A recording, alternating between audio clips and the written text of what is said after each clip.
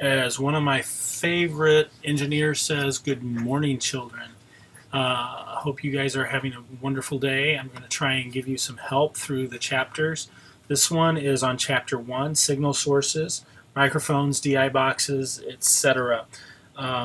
This on microphones. Microphones designs are actually fairly old designs. There's not many new designs out there, so you'll need to know that. Kinds of mics, dynamic mics, they're actually preferred for a lot of stage things because they are sturdier, rugged, they hold up well. They use a diaphragm, which is uh, converted, and the signal is sent to the mixer. And then the next kind of microphone listed in there is a capacitor microphone, also known as a condenser microphone. These use a different sort of a plate, and they measure fluctuations in a more sensitive way. So usually they're usually better for more delicate sounds. But they do require phantom power or power to actually magnify that electrical signal to a range that can be understood by a mixer.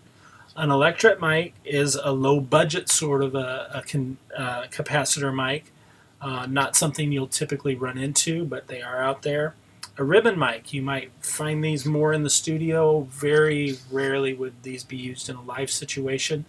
But they instead of a diaphragm that typically that we're used to in the dynamic mics and condenser mics for phones, they actually use a ribbon that will vibrate and move with the wave, the audio wave, and they tend to have a more pure sound in a lot of ways and are preferred by some people for some things.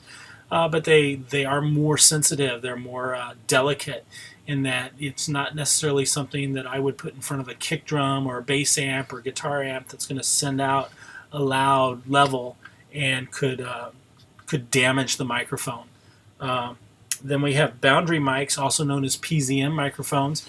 They typically would be used. We often see them maybe placed on the stage for drama, and they pick up an area of sound. They're not specifically aimed at any certain thing, and they have great uses as well. I've also seen them used in pianos. Don't sometimes just kind of depends. You have to kind of use your ears. Does it sound good? Is it responding well?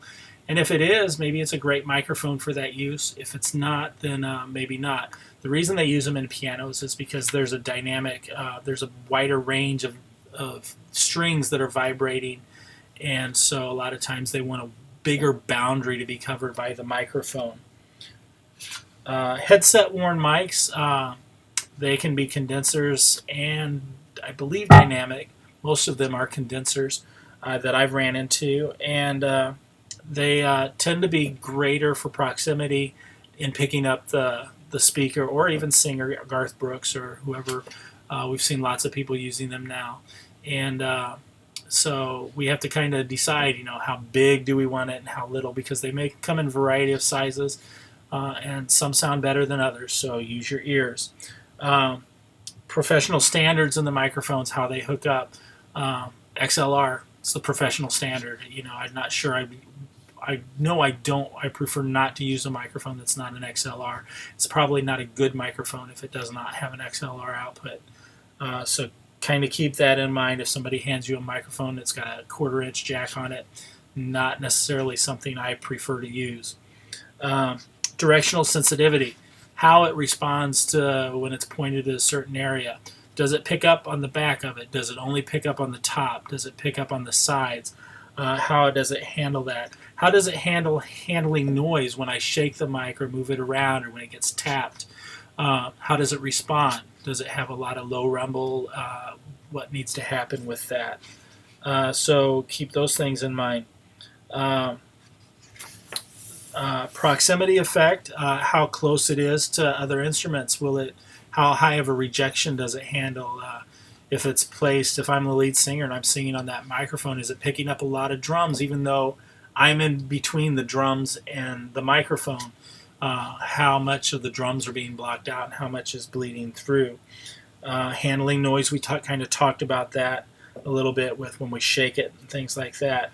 How it responds to reflections. I gave an illustration in class about a speaker who started speaking from a pulpit instead of just behind a microphone or just with a microphone attached when they move around. All of a sudden they were getting a reflection coming back at them. Can it handle rear rejection? Does it reject the sound that comes at the back, or does it accept that as part of the sound? What's its maximum sound leveling handling? Can it handle loud noises? We talked about the ribbon mic, how it's more sensitive and delicate, and not a great microphone usually for kick drums and things like that that put out a lot of pressure.